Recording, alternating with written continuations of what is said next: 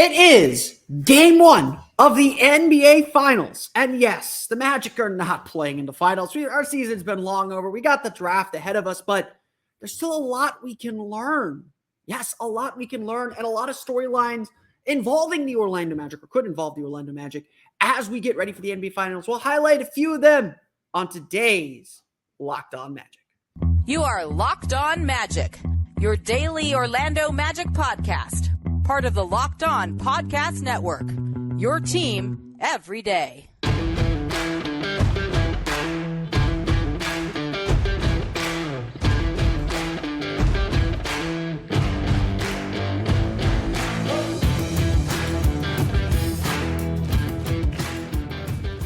And you are indeed Locked On Magic. Today is June 1st, 2023. My name is Philip Rossman. I'm the expert and site editor over at OrlandoMagicDaily.com. Of course, follow me on Twitter at PhilipRR_OMD. On today's episode of Locked On Magic, is game one of the NBA Finals. I made it a point to make what's going on in the NBA still a big deal and try and draw lessons. So today we're going to talk about some Magic-related storylines or some things to watch as the NBA Finals unfold. Plus, I'll make my finals prediction. I'll go on record. Freezing cold, take me if you want. I don't really care. That's part of the business. We'll get to all that coming up here in just a moment. But first, we want to thank you again for making Locked On Magic part of your day every day, no matter when you listen to us, whether it's first thing in the morning, whether it's right when we upload. We truly appreciate you making Locked On Magic part of your day every day. Remember, there's a great Locked On podcast covering every single team in the NBA. Just search for Locked On and the team you're looking for, the Locked On Podcast Network. It's your team every day. It is here. The end of the road, the end of the season is finally upon us. And while the NBA doesn't stop, and obviously we are very, very, very focused on what's going to come for the Orlando Magic this month. We are 21, 22 days away from the NBA draft now. The wheel never stops. We are thinking about 2024 and next season already, but I do think it is important to see how this thing ends, to see how this grand story of the season ends. And, I'm a big believer that, I agree with what Jeff Weltman said toward the end of the season, that you can take lessons from success. Success is a guide to the future. And this playoffs have been really illuminating, and I think we'll make some grander statements about what we learned about the NBA from these playoffs a little bit later on and a little bit after the finals finally conclude. But we are sitting here getting ready for the biggest stage of basketball that there is. And we've got a really fun matchup between the Denver Nuggets and the Miami Heat coming up. That's just going to be a lot of fun to see. And it's going to be a great battle because these are two great teams. If I could preview what I think one of the big lessons of this season is ultimately going to be, it's going to be, yes, star power matters, but so does depth, so does togetherness, so does familiarity. And I think that'll be an interesting thing that the Magic contemplate as they begin to terraform their team a little bit now that they think they have a little bit of a future, that it isn't necessarily about going all in for a star player. It's about going all in on who your team is and taking it as far as it could go. And obviously that's easier to do when you've got an MVP candidate, Nikola Jokic, when you've got a long-term, strong veteran presence like Jimmy Butler. The Magic don't exactly have that quite yet.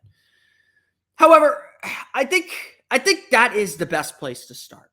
When we look at these teams, what are the storylines? What are the things the Magic can learn, or what are the things that the Magic can glean from the action on the court that they're seeing? And honestly, I do think it starts with how both Denver and Miami were built and what kind of things that they valued. Both Denver and Miami, this, not credit to Giannis, but Giannis articulated really well the journey that all these great teams are on. It's never a one-year journey. Mike Malone, I think, has been really good about this and talking about how Denver finally got to the finals. This is the Nuggets franchise's first NBA finals. They did win a few ABA titles and go to a few ABA championships back in their day. But this is their first NBA finals. And he said, this isn't just about this year's team. This is about all the people who put this team together 4 or 5 years ago.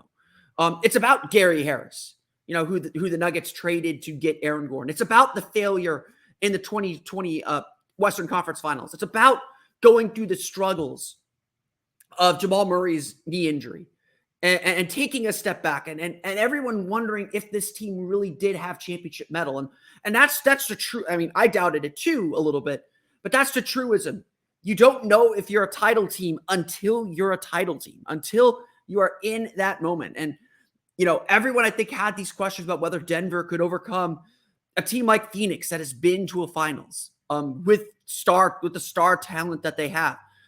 If they could, if they got to Golden State, could have overcome Golden State, could have overcome the Lakers who beat them 2 years ago in the Western Conference Finals to win that championship in the bubble in Orlando at Disney.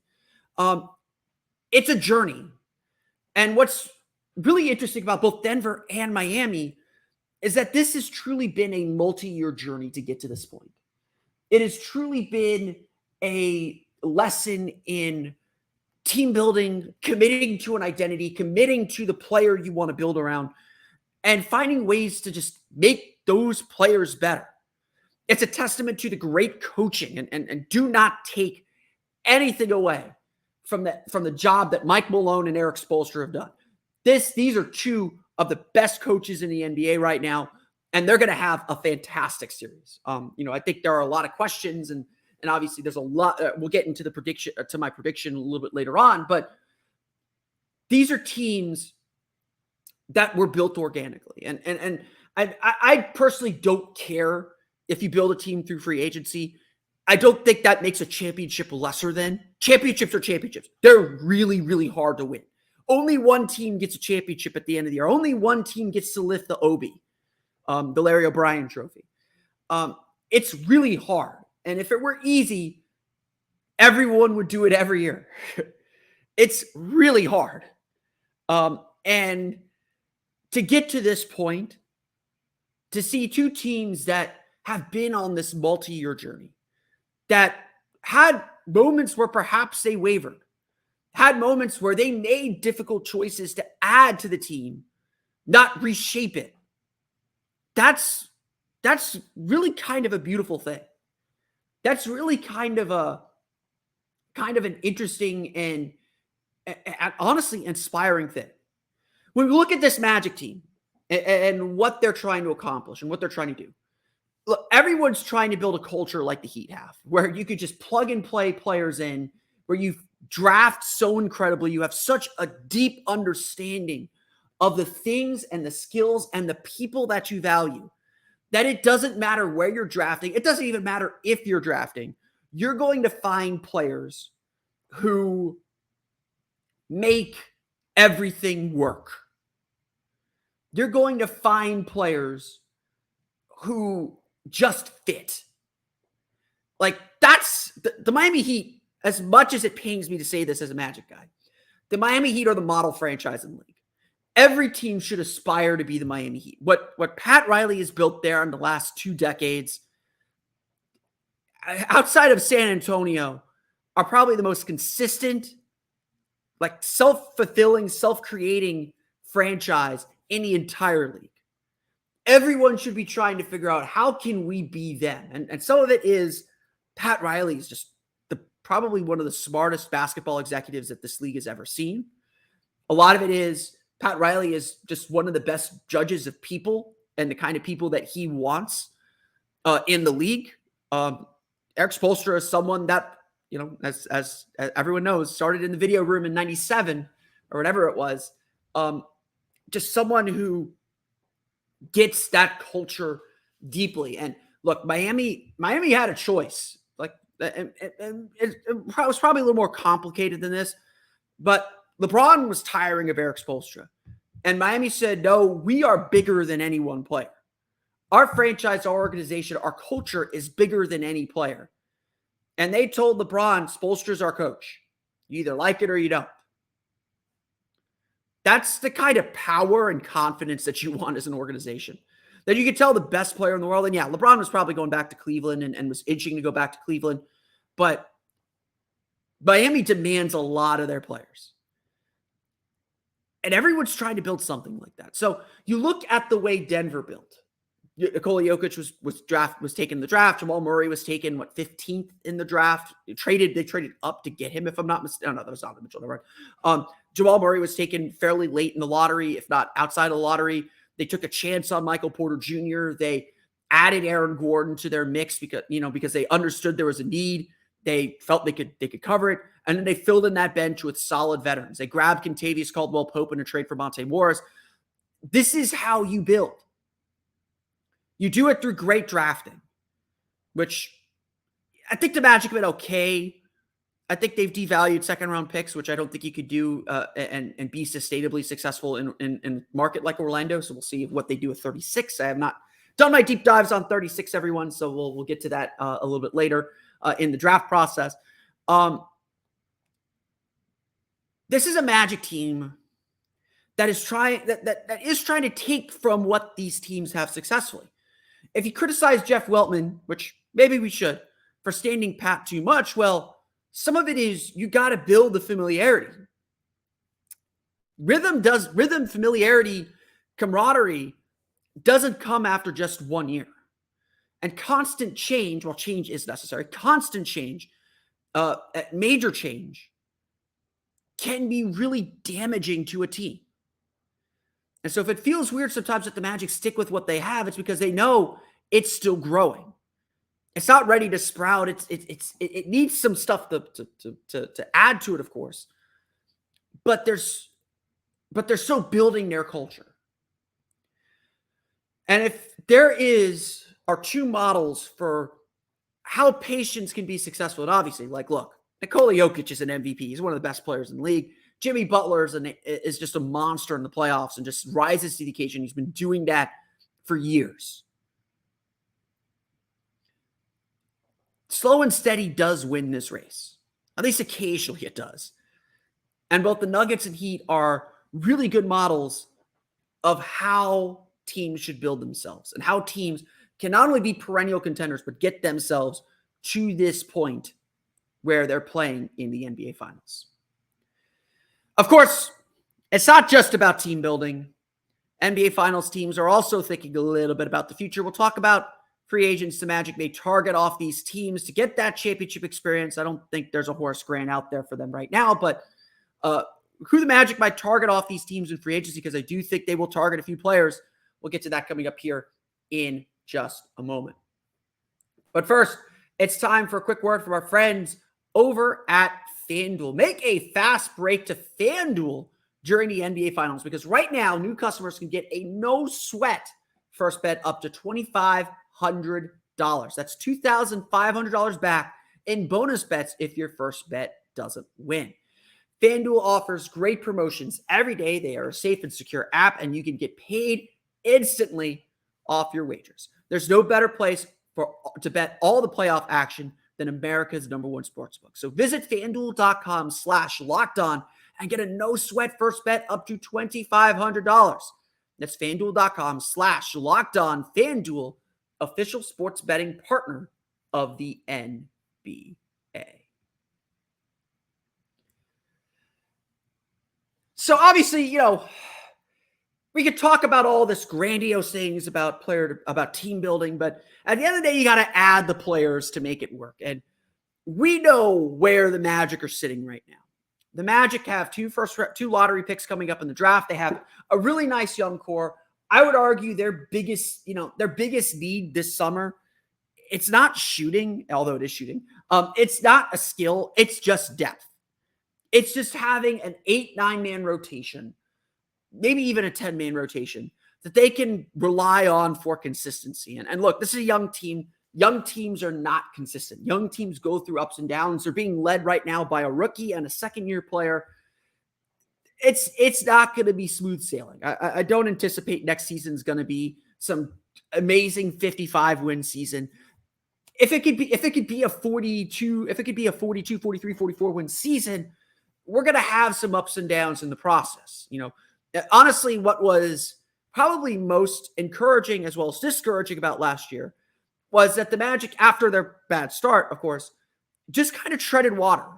It was like, okay, they're consistent enough that they're gonna give themselves a chance to win most nights, but they're not consistent enough that they're going to win 3, 4, 5 games in a row. I think the Magic had just one 3-game winning streak after the 6-game winning streak in December. They also didn't have a 3-game losing streak until March after that December. So that's consistency, but that's also inconsistency.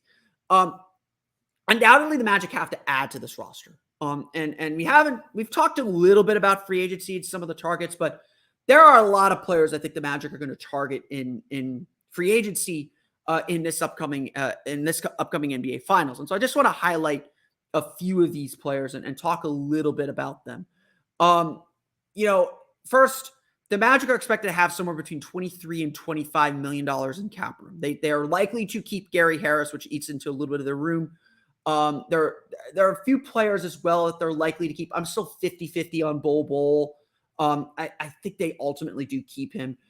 It doesn't sound like, from everything I've heard, everything I've read, just my sense of what this team is trying to accomplish this offseason, I would not expect the Magic to be major players in free agency. I don't think they're chasing after Fred VanVleet. I know there's some fresh rumors out there on the internets saying that the Magic could chase after Fred VanVleet.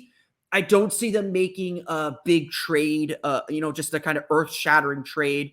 I've seen some people repitching a Jordan Poole trade. I think it's been like Jordan Poole for Cole Anthony, Jonathan Isaac, and then the Magic and Warriors swap first-round picks.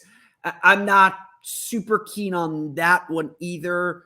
I don't think the Magic won. I think the goal for the Magic this offseason is to add to this roster, both through the draft and free agency, but to maintain financial flexibility.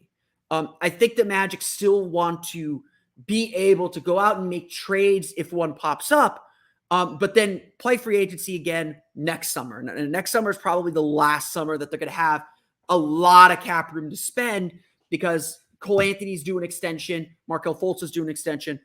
I think the Magic will get a deal done with one of them. If I had to bet between one, it's Markelle. I'd like to see them get one done with both and just get it out of the way. I think both have earned extensions and earned opportunities to stay with this team. And as I've said numerous times, it's not necessarily about the player earning that contract. It's the salary slot so you can make trades in the future. There's a lot that the Magic are going to work on this offseason, but there are free agents to watch here in the NBA Finals that I do think are in the Magic's price range and players the Magic will chase after. And the place to start, let's start with the Miami Heat. The Miami Heat have a couple of players that you should be keeping an eye on and having an idea of who they are. And of course, now my website just went out. The first guy is Max Strus. Max Strus and Gabe Vincent are the guys I think you keep an eye on. They're both going to be, they're both coming off of deals where they are on like non-guaranteed deals, those like second round deals, because the Heat found them kind of off the scrap heap. And so, Miami isn't super capped out. I think Miami has a little bit of money to spend. So I think they'll be able to potentially retain some of those players. But at the same time, these are also guys that could get a little bit more, that could get contracts into the mid-level exception range, like 8, 9, maybe even $10 million. Vincent is obviously a really good kind of smaller guard play, great 3-point shooter. Strus also a solid 3-point shooter. These guys, though, fit really well into Miami's system and Miami's identity. And they've had their ups and downs this year. They've been in and out of the rotation, but they've both stepped up in big ways in the playoffs. Strus could play both forward positions. I think you got to cover a little bit for him defensively, but he tries hard on that end, and he's just such a good 3-point shooter. And you focus on those guys because they're 3-point shooters and because they are gettable. It's the same deal with, I think, one of my favorite guys, a guy that I had the Magic targeting last year too, in Bruce Brown. Bruce Brown signed a 2-year, $13.3 million contract. He has a $6.8 million player exception for this year. Early bird rights for Denver are at about $8.4 million. So if Orlando wants to get him, because Denver is over the cap, they're paying 46. They're going to be paying $47 million to Jokic, 34 to Jamal Murray, 33 to Michael Porter, 22 to Aaron Gordon, and then 14-7 to Kentavious Caldwell-Pope. That all their money is concentrated on those top guys. They really like Christian Brown. I think they want to open up some avenues for Christian Brown to play. Bruce Brown Jr. is going to be available because he's going to decline that player option. Denver, because they're so far over the cap, can only offer him, I think, $8.5-9 million to keep his bird rights and go over the cap to sign him. So if you come in with a $10 million deal, let's say you come in 2 years 25 or 3 years 30, you'll be able to grab him. Now, are you willing to pay $10 million for Bruce Brown? He's played really well this postseason. He's shown that he can play some point guard. Nuggets have used him essentially as a backup point guard for a lot of time. And with the Magic's kind of bigger wings who can handle the ball, as long as Brown can bring the ball up the floor against pressure, that could be a role that he plays in Orlando. He is a solid shooter, but he's not exclusively a shooter. He cuts really well along the baselines. He defends really, really well. I've been a big fan of Bruce Brown Jr. I thought that the Magic should have got after him last summer in free agency when he signed with the Nuggets. He's due for a big raise. Would not surprise me if he gets a contract up in the $12 million. Again, two for 25 sounds very possible for him. Again, like maybe 3 for 33, 3 for 34, also potentially in the running for him.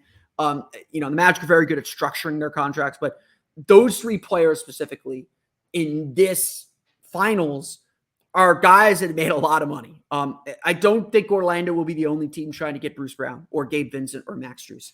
I think those guys will have very, very robust markets in this free agency. Again, some of it is going to be limited. Like, okay, if I come in with an offer at 9.5, Denver can probably match that. Denver can still kind of bring him back on that. If that's what they want to do. There are not a lot of teams that have cap room, but there are some, and they're all going to be vying for these guys. But I really like Bruce Brown. I think he's a guy the Magic should chase after, even if they add a guard in the draft. Again, my big thing in free agency this year is the Magic have to find a veteran backup center. I'm a big believer that the Magic have to find a veteran backup center. I don't think the Magic should pay $15, $16, $17 million for Naz Reid, but if he's the best option, maybe you do that because, I keep saying this, Wendell Carter is going to miss 15 to 20 games a year. Like that's just how it's going to be with Wendell Carter. And look, 1 year he's going to play 80 and we're going to be really happy, but you got to cover yourself because every year he hasn't, I don't think he's played more than 60 games or 65 games in any year of his career. So I do think you have to be ready to cover for Wendell Carter. And so you do need to start a quality backup center. I think that's where the Magic should focus their free agency attention. We'll talk about that later on. Those are the free agents to watch in this year's NBA Finals. It's time to make a prediction. We'll get to that coming up here in just a moment. So, NBA Finals prediction time. I'll put myself on record. I don't care. I'm wrong all the time. I don't mind being wrong. I like being proven wrong because it helps me learn. But this is going to be a really interesting NBA Finals because Miami's earned their way here.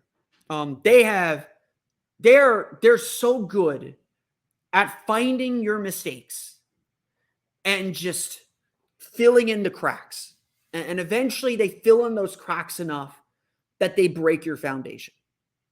Look, Milwaukee, I don't want to say Milwaukee necessarily wins that series if Giannis is healthy, but Giannis's injury affected that series. But Miami has always been a tough matchup for Milwaukee because they fill in those cracks. I talked about it on Orlando Magic Daily for my playoff lessons.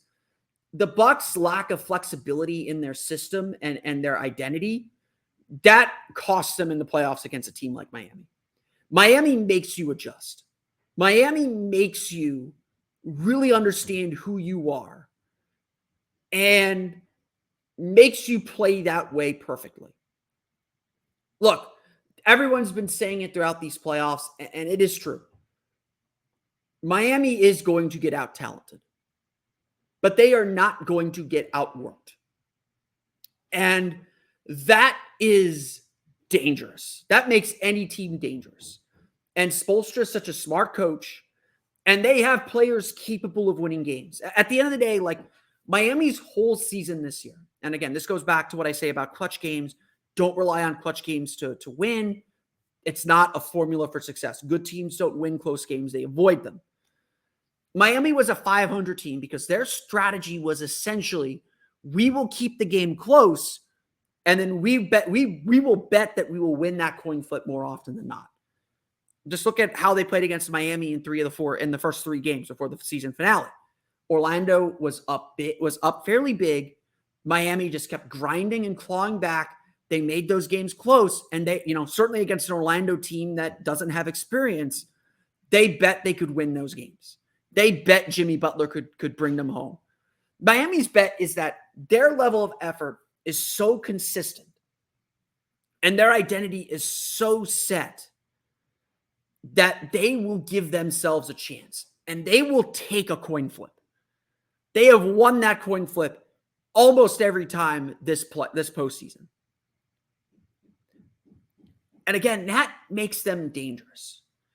Like I said, Miami is very much about cracking your foundation. Like you give them an inch, they're taking it. You cannot make mistakes against them. They kill you in transition. They kill you with ball pressure. They have guys you could switch 1 through 5, and they will just eat you up if you can't break it. Milwaukee didn't have the flexibility offensively. So much revolved around Giannis. Chris Middleton's a step slower. They can't do anything but drop with Brook Lopez, even though he is such a great defender. And Miami was still able to attack it. New York just, New York, they're just better than New York. I don't think it was that much of an upset that Miami beat New York. Sorry, Knicks fans. Boston is just a team that gets in its own way. Every time Boston got in its own way, they settled for threes. They made turnovers. Miami took that inch and ran with it. Now the question is, will Miami be able to do this to Denver? Because Denver does not make these mistakes. Yeah, they might turn the ball over a little bit, but they're a team that punishes you for your mistakes too, because Nikola Jokic is such a skilled passer, is such a skilled shot maker, and Jamal Murray is playing at such a high level, it's hard to find a flaw in this team. They have guys from multiple areas who can beat you. And Nikola Jokic is, again, such a great passer and such a great player that he will pass these guys open. He will get Michael Porter shots if you leave him open. He will get Kentavious Caldwell-Pope shots if you leave him open. They're not going to make a ton of mistakes. If anything, this series is going to come down to turnovers. Like a lot of it's going to come down to turnovers.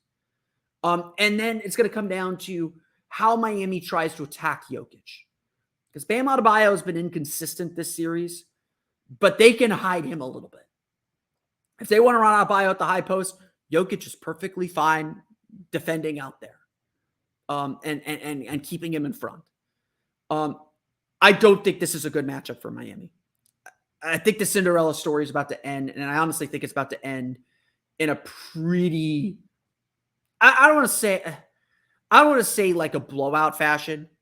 I think this is a hard 5. I have Nuggets in a hard 5. What do I mean by a hard 5? Magic Lakers was a hard 5. A hard 5 to me is essentially every game is tough.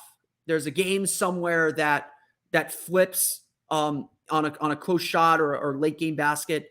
It's not a blowout. I think this is going to be a tough series. I think Denver's going to struggle. Miami's going to get into Denver physically in a way that maybe they haven't been dealt with so far. But this Nuggets team, just like that Miami team, fights every moment. They take advantage of mistakes, and they have the best player on the floor. Like, plain and simple. I think what Miami is going to do is they know that Jokic is going to be Jokic. They're going to try and force Aaron Gordon to be the one that beats them.